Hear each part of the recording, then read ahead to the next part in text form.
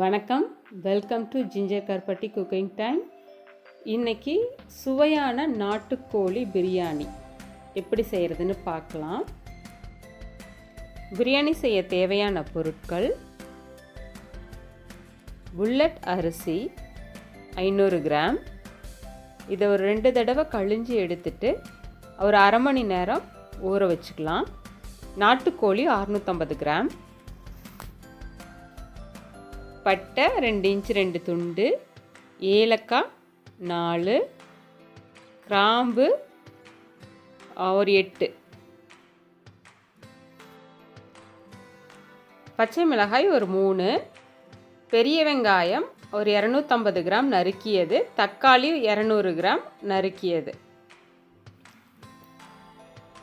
புதினா அரை கப், கொத்தமல்லி தழை அரை கப், மிளகாய்த்தூள் 1 டீஸ்பூன், நெய் 3 டேபிள் ஸ்பூன், தயிர் 3 டேபிள் ஸ்பூன், உப்பு தேவைக்கேற்ப, எண்ணெய் 3 டேபிள் ஸ்பூன், அரை எலுமிச்சம்பழம், பட்டை கிராம்பு ஏலக்காய் பொடித்த மசாலா பொடி அரை டீஸ்பூன், இஞ்சி பூண்டு பேஸ்ட் 100 கிராம். நாம் இப்போ பிரியாணியை தாளித்து விட்டுறலாம். அதுக்கு நம்ம எடுத்து வச்சுருக்க எண்ணெயும் நெய்யும் ஒரு கடாயில் விட்டு நல்ல சூடானதையும் நம்ம தாளிப்பு பொருளை சேர்த்துடலாம்.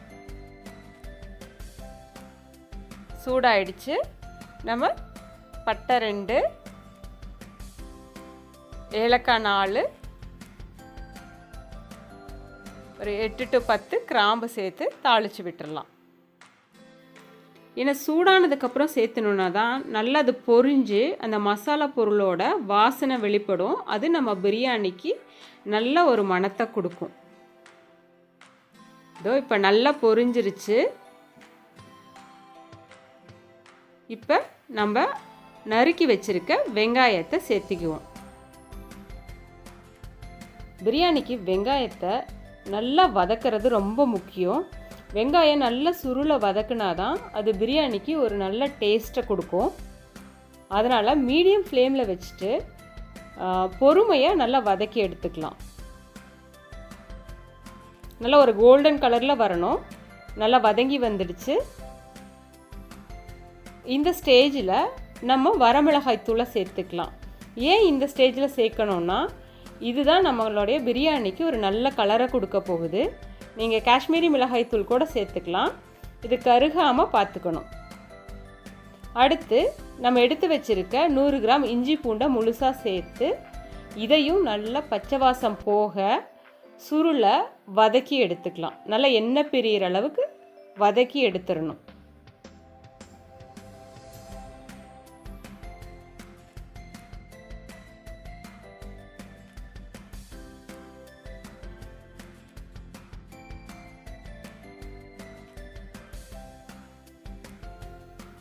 இப்போ நல்லா வதங்கி வந்துருச்சு. இதில் நம்ம எடுத்து வச்சுருக்க பச்சை மிளகாயை சேர்த்துக்கலாம். நான் உடச்சி போட்டிருக்கேன். நீங்கள் வேணும்னா கீரி சேர்த்துக்கலாம். இதை நல்லா ஒரு வதக்கிக்கலாம். இப்போது மிளகாத்தூளும் பச்சை மிளகாயும் நீங்கள் உங்கள் காரத்துக்கு தக்க கூட சேர்த்திக்கலாம். இப்போது நம்ம நறுக்கி வச்சுருக்கிற 200 கிராம் தக்காளியை இதில் சேர்த்து நல்லா வதக்கி விட்டுக்கலாம்.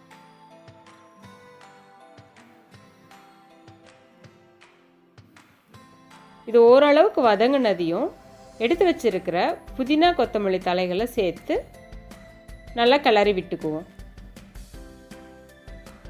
நல்லா கிளறி விட்டுட்டு ஒரு மூடியை வச்சு இதை ஒரு 5 நிமிஷம் மூடி வச்சிடணும். அப்போ நல்லா வெந்து மசிஞ்சு வந்துடும். இப்போ பாருங்கள், நல்லா வெந்துருச்சு. இந்த ஸ்டேஜில் நம்ம எடுத்து வச்சிருக்கிற தயிரை சேர்த்துக்கலாம்.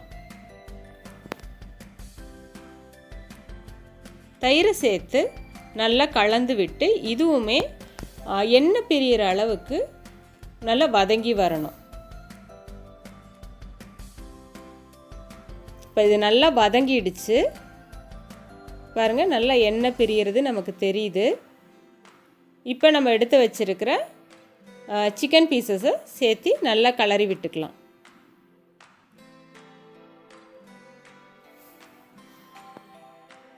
இது நல்லா கலந்து விட்டுட்டு பட்டை கிராம்பு ஏலக்காய் பொடித்த பொடி, உப்பு, எலுமிச்சப்பழ சாறு, அப்புறம் ஒரு 1/4 டீஸ்பூன் மஞ்சத்தூள் சேர்த்து நல்லா கலந்து விட்டுக்கலாம்.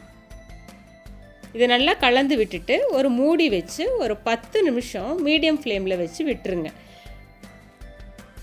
அதுக்கப்புறம் பார்த்திங்கன்னா அதில் தண்ணி விட்டு ஒரு அளவுக்கு சுருண்டு வந்திருக்கும். இந்த ஸ்டேஜில் நமக்கு சிக்கனுக்கு தேவையான தண்ணியை சேர்த்துக்கலாம். நான் இது வந்து சூடு பண்ணி நல்லா கொதிக்கிற தண்ணி வச்சுருக்கேன். இப்படி சூடு பண்ணி தண்ணி ஊற்றுனா சிக்கன் சீக்கிரம் வெந்துடும். இது நாட்டுக்கோழி இல்லையா, வேகிறதுக்கு டைம் எடுக்கும். சுடுதண்ணி ஊற்றி வேக வச்சோன்னா சீக்கிரமாக வெந்து வந்துடும்.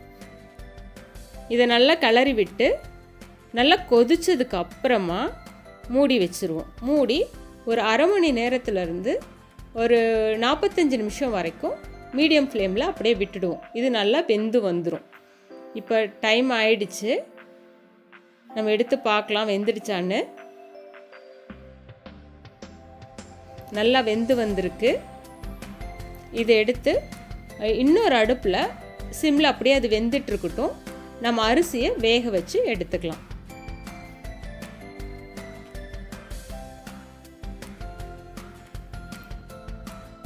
இதுக்கு நான் தண்ணி மெஷர் பண்ணிடலாம் நான் ஊற்றலை. ஏன்னா இது நம்ம வடித்து தான் எடுக்க போகிறோம் அரிசியை. அதனால் நான் ஒரு குத்து மதிப்பாக ஒரு 1.5 லிட்டர் தண்ணி ஊற்றியிருக்கேன். இந்த தண்ணியில் 2 பட்டை, ஒரு 3 ஏலக்காய், கொஞ்சமாக கிராம்பு, ஒரு 5-6 கிராம்பு போட்டு ஒரு 1/4 டீஸ்பூன் உப்பு. இது வந்து நல்லா கொதிச்சு வரணும். கொதிச்சு வந்ததையும் நம்ம ஊற வச்ச அரிசியை சேர்த்துக்கலாம். இப்போ அரிசியை சேர்த்துக்கலாம். இந்த அரிசியை நம்ம ஒரு அரை வேக்காட்டு பதத்துக்கு கொஞ்சம் கூட வேக வச்சு எடுத்துக்க போகிறோம். இப்போ அரை வேக்காடுன்னா கொஞ்சம் அரிசியாக இருக்கிற மாதிரி இருக்கும். நமக்கு அரிசியாகவும் இருக்கக்கூடாது, முழுசாக வெந்தும் இருக்கக்கூடாது. அந்த பதம் பார்த்து நம்ம அரிசியை வடித்து எடுத்துக்கலாம். இப்போ நம்ம அந்த பதத்துக்கு வந்து ஒரு 2-3 நிமிஷம் எடுத்துக்குவோம். நல்லா கொதிச்சு வரட்டும். இப்போ ஒரு 2 நிமிஷம் ஆயிடுச்சு. நம்ம செக் பண்ணி பார்த்துக்கலாம்.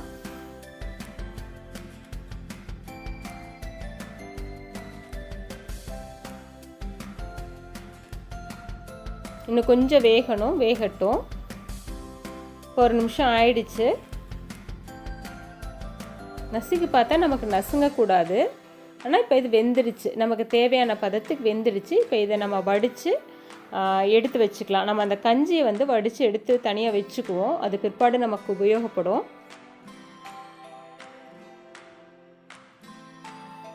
கறியும் நல்லா வெந்து வந்துடுச்சு, நல்லா மணமாக இருக்குது. இது கூட நம்ம வடித்து வச்ச அரிசியை சேர்த்துக்கலாம்.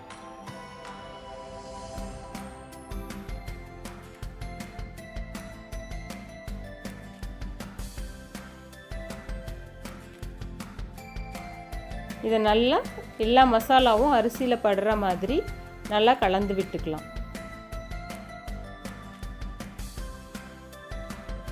நல்லா கலக்கி விட்டதுக்கப்புறம் பார்த்திங்கன்னா இதில் வந்து நமக்கு இப்போ பார்க்கும்போதே தெரியும் தண்ணி வந்து அரிசிக்கு சரியாக இருக்குது. அதாவது தண்ணி எதுவுமே எக்ஸஸாக இல்லை.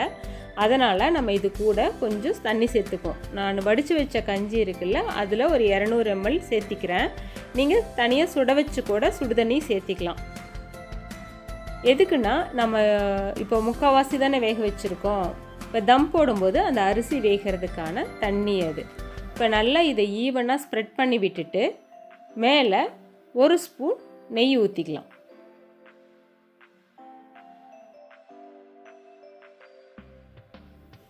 அவ்வளோதான், நம்ம பிரியாணி தம் போட தயாராகிடுச்சு.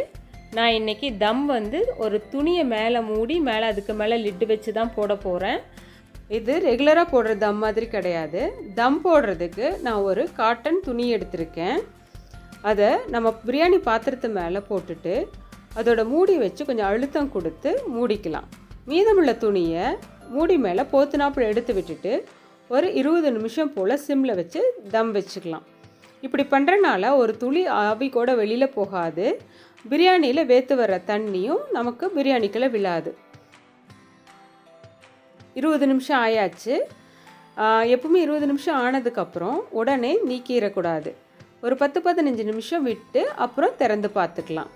இப்போ 15 நிமிஷம் ஆயிடுச்சு. நம்ம வாங்க திறந்து பார்க்கலாம். வாசம் சூப்பராக வருது. பார்க்கவும் ரொம்ப அருமையாக இருக்குது. இதோட டேஸ்ட்டும் ரொம்ப நல்லா இருக்கும். எப்படி வந்திருக்குன்னு பாருங்கள். நல்லா பொல பொல பொலன்னு சூப்பராக வந்திருக்கு. இப்போ இது நம்ம சர்வ் பண்ண தயாராகிடுச்சு. இந்த சுவையான நாட்டுக்கோழி பிரியாணியை நீங்களும் ஒரு தடவை செஞ்சு பாருங்கள். செஞ்சு பார்த்துட்டு எப்படி வந்ததுன்னு எனக்கு கமெண்ட்டில் தெரியப்படுத்துங்க. இந்த வீடியோ பிடிச்சிருந்ததுன்னா சப்ஸ்கிரைப் பண்ணுங்கள், லைக் பண்ணுங்கள், ஷேர் பண்ணுங்கள். நன்றி, வணக்கம்.